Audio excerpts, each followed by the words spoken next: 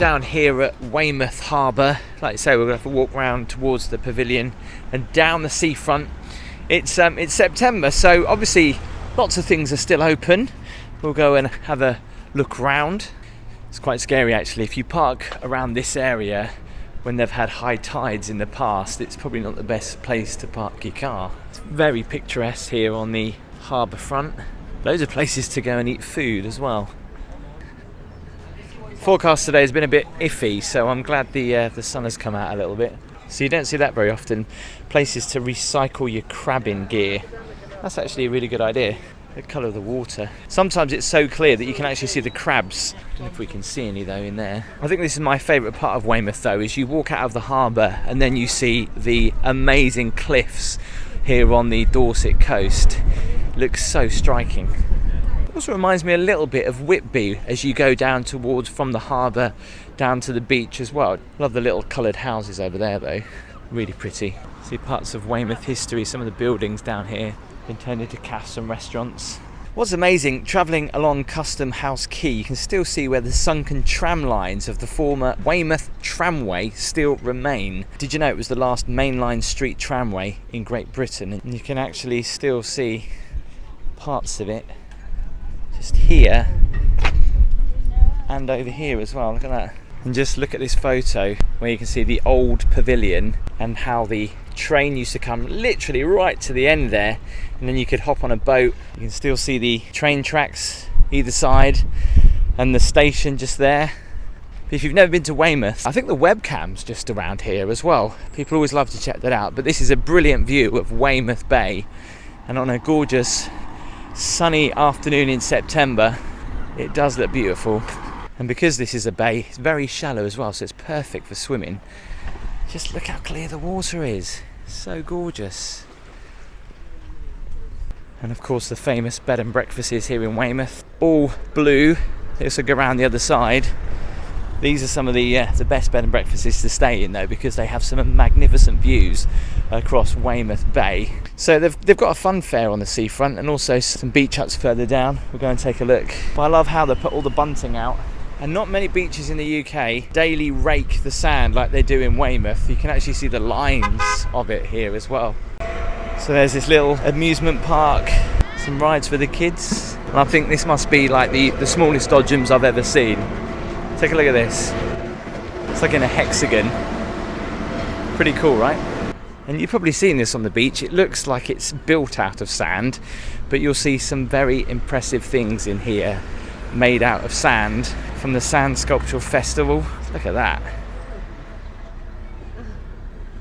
That is amazing, isn't it? This is actually open till Halloween. Dating back to the Victorian times, sand sculpturing's been a thing here in Weymouth because it's got the perfect sand for it as well. Super fine. And you can see this picture board here of all the past sculptures in the sand from the 90s back to the 80s and the 70s. Look at that. Honda lawnmower back in 1988. Look at that. You can even see it back to the 60s. The Last Supper. So it's been a bit of a tradition here on the beach.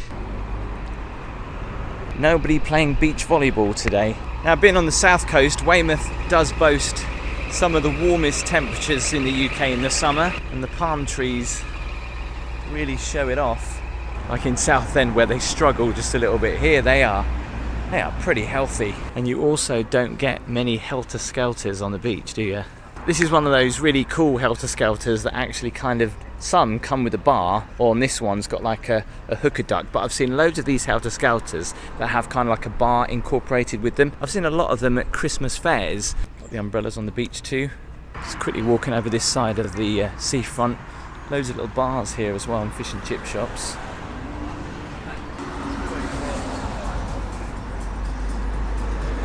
So at the time of recording this, it's September and it's during the week and the kids are back at school. That's why the fun fair isn't open. They're probably thinking to themselves, well, they're not going to get much trade, which I guess I can understand, but there are people still here on holiday. And the famous snails here on the beach. I mean, it's very small and they go through that little tunnel. The kids seem to like it. I love how some of the fish and chips and the ice cream kiosks are shaped like upside down ships. You've got these places to sit out and enjoy the beach. You can get them from this side as well, actually, look. So I've come to a lot of beaches in the UK, and there's one thing I notice: Weymouth sand feels different. I was saying earlier about the sand sculpting that it's super fine, which makes it perfect for doing sculptures, but literally you just grab some, it feels like, I know it's going to sound weird, but it feels like flour.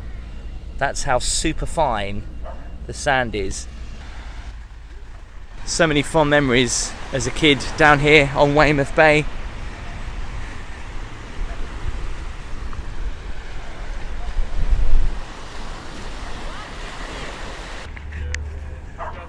Some interesting deck chairs. See, not all public toilets have to be boring, grubby. In fact, it's very similar to Sheringham. They look like beach huts. I know, I'm pointing out toilets. Coming up to a couple of famous landmarks in Weymouth, we've got the Royal Hotel just on the left and the clock tower in front of us. Saying the other day, you don't see many palmists and spiritualists left on the beach anymore. Zara, daughter of Azora, Anita and Gypsy Lee. The Royal Hotel, looking gorgeous in the sunshine. This place looks the same as I remember it. Signage might be slightly updated. Now, like most seafronts, the road here is super busy. They've got like a subway just under there that you can use, because the cars do come by pretty quick. Coming up to the Jubilee clock, stood here since 1887, opened by Queen Victoria. Looking gorgeous in the sunshine, and although it's had a little bit of a touch up, it still looks exactly the same as it always has done.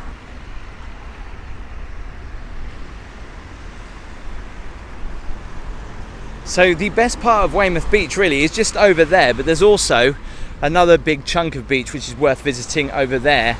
And in the far distance you can see a really unique hotel, which is the Riviera Hotel, which, if you want to see what that video looks like, it is on the channel. You should go and check it out. A former Pontins site. You can just see it from here across the bay.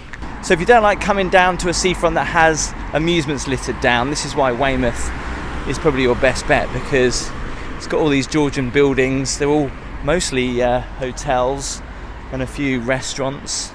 And not many places do this in the UK. Pedalows. Yep, you might get them abroad.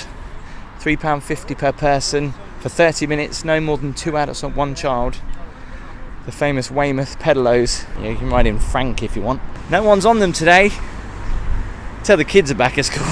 I'm tempted to get one out, but I think they might be shut for the day. So like beach huts, you can get these chalets, which are very open, pretty much like sheds that you can rent for the day.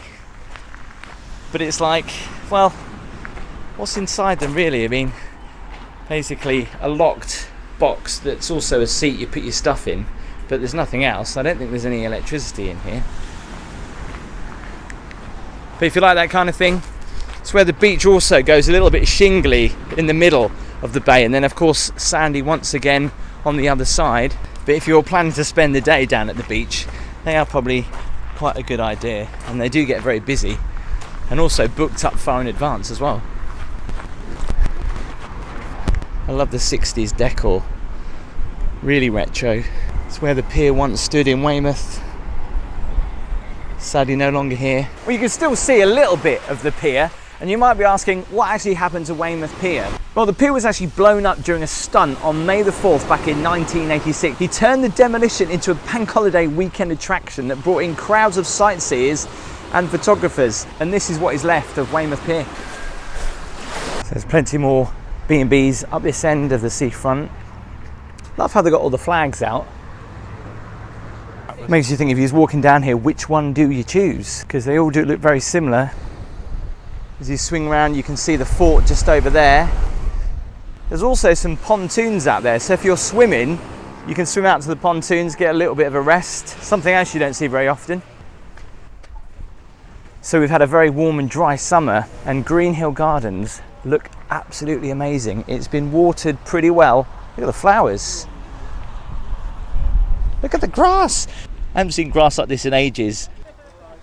The gardens are definitely well tended here in Weymouth. Just look how colourful they are. Look at that. Gorgeous. I've been surprised this summer walking around the Great British coastline. Hardly any green grass anywhere, so this has been tended to well. It's also nice to have a walk around on a day like this. So wish him well.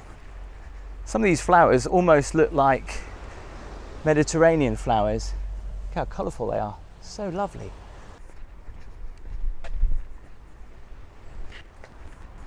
This is a great walk, especially early morning or late evening. Some very pretty chalets to rent.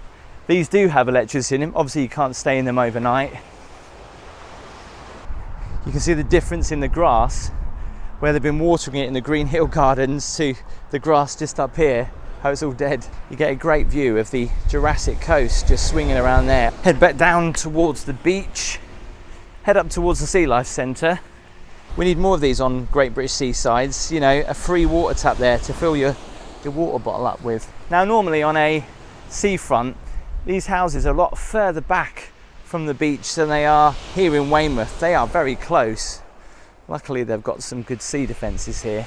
And because it is in a bay, it's a little bit more protected from some of the storms that sometimes Weymouth gets in the winter. Nice little secluded beach here. Bit shingle though, that's the only shame. Swinging back across Weymouth Bay, you can see a cruise ship just over there. Look at that.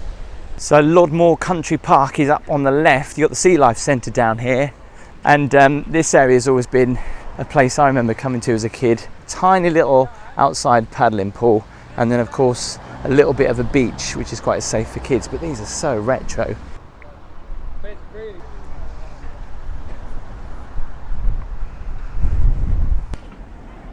And just here, literally on the middle of the seafront, there is a pretty much, well, a replica of the old bathing huts that you used to get on the beach.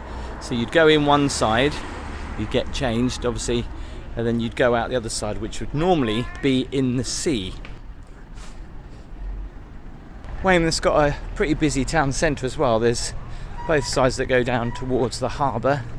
If you want to do a little bit of shopping, there's some really nice little restaurants down here as well. It's definitely worth checking out some of the side streets in Weymouth. Loads of little knick-knack shops. Get your beach wear while you're here too. Don't forget, if you want to see one of the most unique hotels in Weymouth, click the video here.